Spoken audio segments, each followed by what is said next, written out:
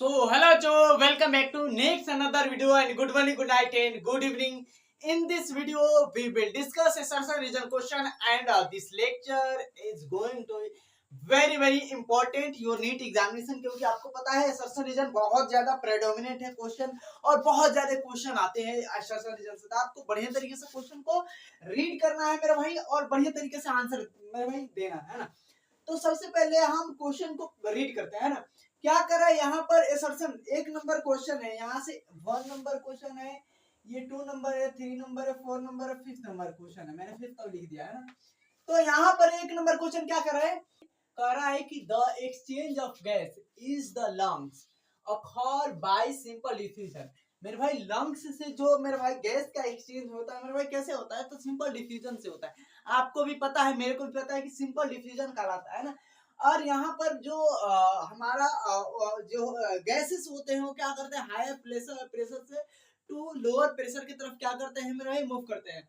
High partial pressure to lower partial pressure. तो मतलब ये आंसर हमारा सही है मेरे भाई, ये सही है, ये भी सही है।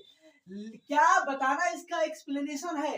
यस सर मेरे भाई, मैंने बताया था मेरे भाई कि हम लोग के एटमॉस्फेयर में मेरे भाई अब पार्शियल प्रेशर कितना है मेरे भाई ऑक्सीजन का, तो मेरे भाई 159 था, है ना। हमारे जब एल्वियोलाई में आया था क्या आया, 104 आया। 104 से मेरे भाई हमारे कैपिलरी में गया तो कितना गया मेरे भाई, 40 में गया। हाई लोअर लोअर मेरे भाई, हाई टू लोअर मेरे भाई, तो आंसर सही है। Haemoglobin has high affinity for oxygen. मेरे भाई हीमोग्लोबिन के पास बहुत ज्यादा एफिनिटी होता है, बहुत हाई एफिनिटी होता है ऑक्सीजन से बाइंड करने के लिए। तो आपको पता होना चाहिए ना, जो O2 क्या करता है, ऑक्सीजन कंबाइन रिवर्सली। ऑक्सीजन क्या करता है, रिवर्सली कंबाइन करता है। मैंने कल के लेक्चर में मेरे भाई उसका बनाया भी था और बताया भी था, है ना। मैंने बढ़िया तरीके से बनाया था मेरे भाई, रिवर्सली हो जाता है विथ किसके साथ, haemoglobin to from oxy haemoglobin, haemoglobin से ऑक्सी हीमोग्लोबिन। तो आपको ये पता होना चाहिए। और ये क्या बताना, आंसर हमारा सही है, ये वाला आंसर सही है। यस सर ये भी सही है, बट ये भी सही है और आंसर भी इसका ये होगा, इसका भी आंसर ये होगा, है ना। ये लॉजिकली अब मेरे भाई ये सोच लेना है ना। क्या कर रहा है कि respiration occur when the volume of thoracic cavity increases। जो रेस्पायरेशन होता है, जो रेस्पायरेशन होता है वो कहाँ होता है मेरे भाई, तो वेन जब ये वॉल्यूम क्या होता है, थोरेसिक कैविटी का क्या होता है, वॉल्यूम मेरे भाई इंक्रीज करता है। जब वॉल्यूम क्या होता है, इंक्रीज करता है, तो हम लोग ज्यादा क्या करते हैं, ऑक्सीजन को इनहेल करते हैं ज्यादा। वॉल्यूम इंक्रीज किया, वॉल्यूम इंक्रीज किधर से किधर किया मेरे भाई, किधर से किया, अरे भाई बताओ, वॉल्यूम इंक्रीज किया किधर से किधर किया। तो कहोगे सर आपको बताएं कि आउटसाइड भी करता है और क्या करता है, अपर करता है ना। ये आपको पता होगा, है ना, आप पढ़े हो। अब मेरे भाई ये मैंने बताया कि अगर सांसें छोड़ा हो तो किधर से किधर छोड़ा हो। तो कहोगे सर आप क्या कर रहे हो कि डाउनवर्ड छोड़ रहे हो और क्या हो रहा है, इनवर्ड छोड़ रहे हो। तो आपको पता होगा कि डाउनवर्ड और इनवर्ड मैं क्या कर रहा हूँ, मैंने छोड़ा हूँ। तो ये क्वेश्चन आपको पता होना चाहिए। तो वही बातें करें कि रेस्पायरेशन जब होता है तो मेरे भाई जब वॉल्यूम बढ़ता है थोरेसिक कैविटी का, तो मेरे भाई क्या होता है, ज्यादा हवा आ जाती है। तो ये भी बात सही है। इंक्रीज इन वॉल्यूम, जब वॉल्यूम में इंक्रीजमेंट होती है, डिक्रीज प्रेशर कर जाता है। बात सही है, ऑप्शन ये है, ऐसे ही ऑप्शन ये मानती है। Carbon dioxide is transport mainly as, transport किसके द्वारा होता है, बाई कार्बोनेट, किसके फॉर्म में होता है, by carbonate ion in blood, है ना। तो ब्लड में बाई कार्बोनेट आयन, है ना। अब जो कह रहा है CO2 कंबाइन विथ O2, जो CO2 होता है कंबाइन करता है O2 से। तो मेरे भाई क्या बनाया था मेरे भाई, CO2 plus O H2, sorry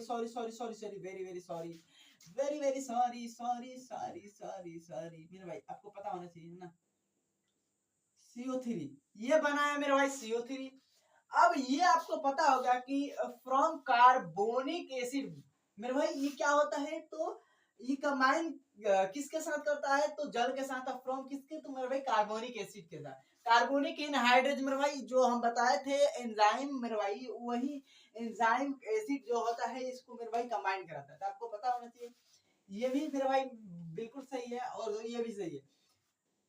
The respiratory center is located in the medulla region of brain। Respiratory centre कहाँ होता है मेरे भाई, बात कहाँ होता है, तो मेडुला होता है।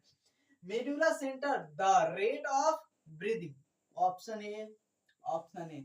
ऐसे तो मेरे भाई इत्तेफाक आ गया कि मेरे भाई ऑप्शन ए मिल ही गया है ना। सो वेट फॉर 2 मिनट्स में इसको लिख देता हूँ, उसके बाद फिर हम बातें करते हैं आगे। क्वेश्चन क्या है ना, 5 5 10 मेरे भाई 20 क्वेश्चन करेंगे, अच्छी बात है। और सो चलिए अभी बात कर लेते हैं ना। सो चलो क्वेश्चन यहाँ पर 5 और नोट कर दिए हैं मेरे भाई, बढ़िया तरीके से इसका आंसर देना। चलो यहाँ पर पहले क्वेश्चन को पढ़ो, क्या कर रहा है क्वेश्चन नंबर 6 कि alveoli are the main site, क्या है, main site of exchange of gas in lungs. जो लंग्स है, जो फेफड़े में गैसों के आदान प्रदान के लिए मेन साइट्स कौन है मेरे भाई, एल्वियोलाई ही है, आपको पता होना चाहिए। Alveoli have a large surface, क्या होता है, एल्वियोलाई के पास लार्ज सरफेस होता है एंड थिन वॉल होते हैं, पतली वॉल होती है, इसीलिए मेरा भाई क्या होता है, तो एक्सचेंज हो जाता है गैसों का, क्या होता है, एक्सचेंज हो जाता है। आपको पता होगा बेसमेंट सेल होता है, बेसमेंट पार्टिकल होते हैं, है ना। या आप देखो बनाए हो, तो अगर नहीं देखा तो मेरे भाई क्लास कर लेना टाइम, है ना। तो यहाँ पर ये दोनों मेरे भाई ऑप्शन क्या ये भी 100% सही है, ये भी सही है, ऑप्शन ये होगा, है ना। इसका रिलेशन है, ऐसा नहीं है। ड्यूरिंग एक्सपायरेशन, जब हम क्या करते हैं, सांस को एक्सपायर करते हैं, छोड़ते हैं, the volume of thoracic cavity decrease, घट जाता है, बिल्कुल सही है भाई, बिल्कुल सही है, इसमें कोई शंका नहीं है। डायाफ्राम रिलैक्स हो जाता है और बिकम डोम शेप हो जाता है, बिल्कुल सही है, ऑप्शन ए 100%, इसमें कुछ नहीं करने का है भैया, नहीं होगा। Oxygen is transported mainly by the RBC, 100%। कल के लेक्चर में बोले थे, परसों के लेक्चर में बोले थे मेरे भाई, मेन मेन किसके द्वारा ट्रांसपोर्ट होता है, तो आरबीसी के थ्रू, है ना। और जो आप इसका रीजन कह रहा है कि जो हीमोग्लोबिन प्रेजेंट क्या है, इसे प्रेजेंट इन आरबीसी, हीमोग्लोबिन किस पे, आरबीसी में प्रेजेंट होता है एंड बाइंड विद O2, है ना, O2 से, तो ऑप्शन ए भी यही सही है, ये 100% सही है मेरे भाई, इसमें कोई शंका वंका करने की जरूरत नहीं है, नहीं है। The RBC is present in the medulla, sorry, very sorry, the RRC, respiratory rhythm center, respiratory rhythm center, respiratory rhythm center लिख दे क्या, respiratory rhythm center, respiratory rhythm center is, इससे लिखना पड़ेगा ना, इससे लिखना पड़ेगा, rhythm centre is present in the medulla oblongata, बिल्कुल सही है, मालिक है भाई, मालिक को इज्जत देना पड़ेगा ना। Pons can modify the respiratory rhythm centre, option A, इसमें 100% यही होगा, कल के लेक्चर में बोले थे, इसीलिए फटाफट हो जा रहा है। क्या कर रहा है, surfactant prevent the collapse of alveoli, जो एल्वियोलाई है, एल्वियोलाई को कोलेप्स होने से कौन बचाता है मेरे भाई, तो सर्फेक्टेंट्स क्या करते हैं, बचाते हैं, प्रोवाइड करते हैं इसकी बढ़िया तरीके से प्रोटेक्शन, तो ऑप्शन ए सही है, option surfactants reduce surface tension of alveoli fluid, alveoli fluid आपको पता ही है, डिक्रीज कर, मतलब क्या हो जाता है, रिड्यूस कर जाता है या डिक्रीज कर जाता है ना। तो ऑप्शन ए क्या होगा मेरे भाई, ऑप्शन यही होगा, 10 नंबर क्वेश्चन हो गया है ना, और बढ़िया तरीके से समझ में आएगा, बढ़िया तरीके से आया भी होगा। और सो चलिए मिल मतलब कि बातें कर लेते हैं और 10 क्वेश्चन की, सो वेट करो 2 मिनट, और सो चलिए। चलो क्वेश्चन यहाँ पर मेरे भाई, क्वेश्चन 11 से 15 तक क्वेश्चन मैंने लिख चुका है, और इसको बढ़िया तरीके से आंसर देना, और हमारे यहाँ बहुत लाइट के दिखते हैं तो बहुत दिक्कत है ना, थोड़ी सी। यहाँ पर क्वेश्चन पढ़ो, टाइडल वॉल्यूम, टीवी मतलब क्या होता है, टीवी मतलब टीवी देखने वाला टीवी नहीं होता है मेरे भाई, टाइडल वॉल्यूम होता है। Tidal volume is the volume of air respired और एक्सपायर्ड, इंस्पायर और एक्सपायर ड्यूरिंग नॉर्मल ब्रीदिंग, बात सही है, मतलब कि टाइडल वॉल्यूम कहते क्या है मेरे भाई, देखो जरा इस ग्राफ को देखो, इस ग्राफ को देखो जरा, यहाँ पर ऑब्जर्व करो, इसे ही नॉर्मल मेरे भाई क्या कहते हैं, नॉर्मल ब्रीदिंग बोलते हैं, इसे ही हम टाइडल टीवी बोलते हैं। टाइडल, इसे ही हम क्या बोलते हैं मेरे भाई, टाइडल वॉल्यूम बोलते हैं। तो दिखाई दे रहा है मेरे भाई, टाइडल वॉल्यूम, ठीक है भाई, टाइडल वॉल्यूम भी अच्छी बात है, क्वेश्चन सही है। यहाँ पर normal tidal volume is human in about 500 ml का, उस दिन मैंने बहुत बढ़िया तरीके से मेरे भाई बताया था, 500 ml ही होता है मेरे भाई, 500 ml से मेरे भाई आप कितना भी ज्यादा ले लो, है ना।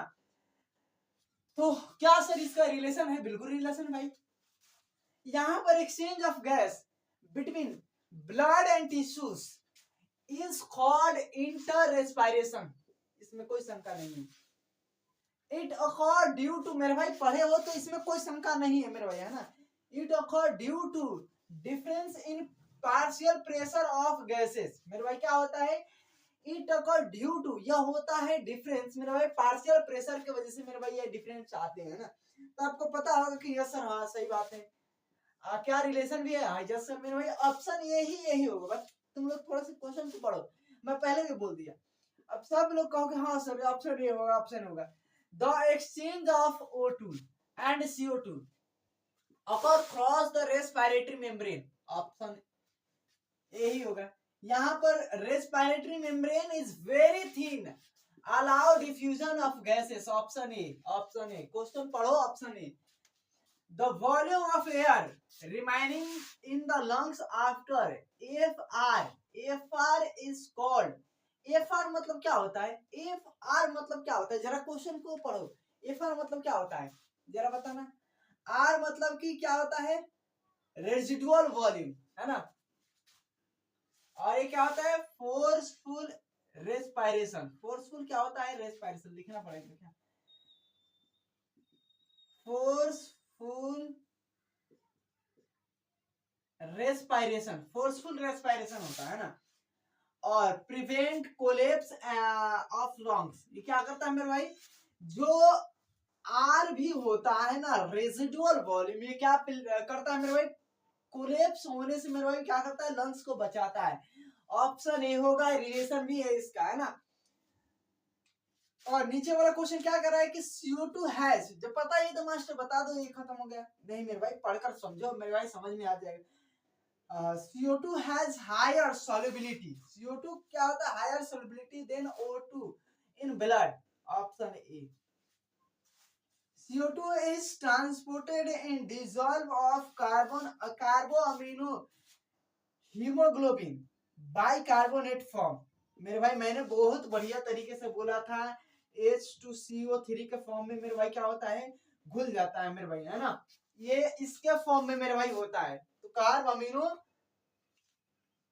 अमीनो हीमोग्लोबिन के फॉर्म में। तो मेरे भाई ऑप्शन ए ही होगा, ऑप्शन ए होगा, मैंने बोल दिया था ऑप्शन ए होगा। आई होप ये तो अभी तो समझ में आया होगा मेरे भाई, अच्छा लगा होगा। और अगर बढ़िया लगा है तो मेरे भाई लाइक कर देना, सब्सक्राइब कर देना, क्योंकि लाइक तो है नहीं, बहुत दिक्कत है ना। और इसलिए मैं लाइव सोचता हूँ मेरे भाई, फिर अगर एक टाइम रखूंगा तो फिर अगर लाइव नहीं होगा तो फिर दिक्कत हो जाएगा। सो चलिए मिलते हैं नेक्स्ट वीडियो में, और कल के वीडियो में हो सकता है ये सेशन रीजन ही कराए, है ना, बढ़िया तरीके से कराएंगे, और आगे की हम बातें करेंगे उसके बाद नेक्स्ट लेक्चर की, है ना। सो कल का सेशन रीजन ही होगा। सो चलिए मिलते हैं नेक्स्ट वीडियो में, एंड जय हिंद।